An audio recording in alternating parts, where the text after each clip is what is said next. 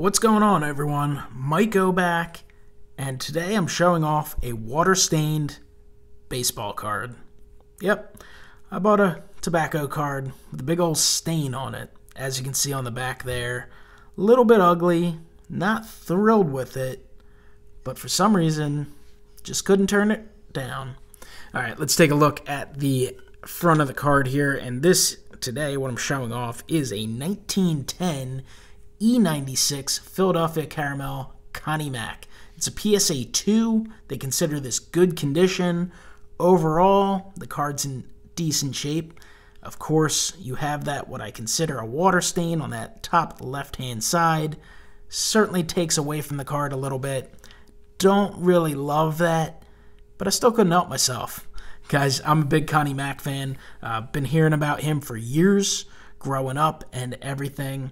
There's some loose, family history with Connie Mack, people knowing Connie Mack, stuff like that. He was in the Philadelphia area. If you guys don't know, Connie Mack, Hall of Famer, played for a few years, of course, in the 1800s, and then managed the Athletics for 50 years.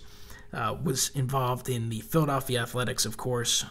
Then once upon a time, the A's went ahead and moved to Kansas City, and then eventually ended up in Oakland, where, they've been for years and years now at this point. But Connie Mack, just an incredible part of baseball and baseball history.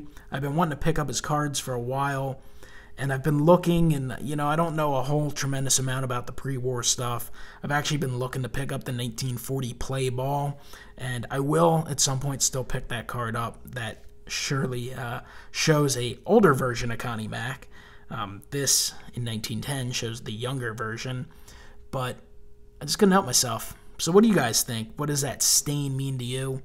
This one went for $160 at auction. Now, the main reason I ended up pulling the trigger on it is because I used eBay bucks, so it really didn't cost me anything out of pocket. And when I looked at it, and I looked what other twos go for, and I'm sure the other twos maybe had a little better eye appeal. I've seen twos go for $250 to $300, that range.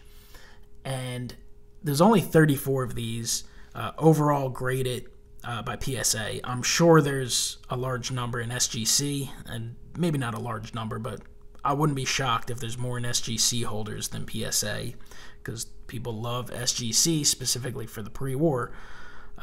So I just kind of saw it. I was following it a little bit. I didn't do a crazy amount of research, really loose research, and I decided to pull the trigger on it. My thought process was, hey, I secure it for that price. I bring it into the collection.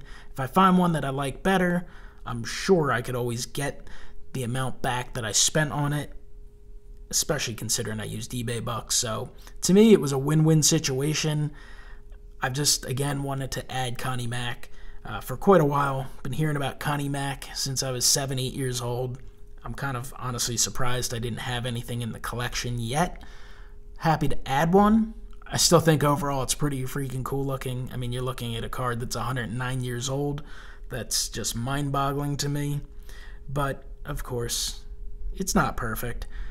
It's got a little history to it. At some point, someone pulled the card out in the rain or spilt some coffee on it, had a little water drop. I don't know what happened, but something happened to it. But what do you guys think? I've been babbling here, been showing you the card. I think it's cool. I think it's a really sweet piece of baseball card history. I think it's obviously an antique.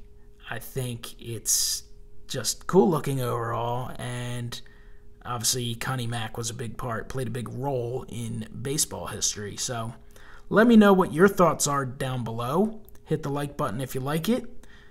Subscribe if you haven't and you enjoy the content. And I will talk to you guys next time. Have a great one.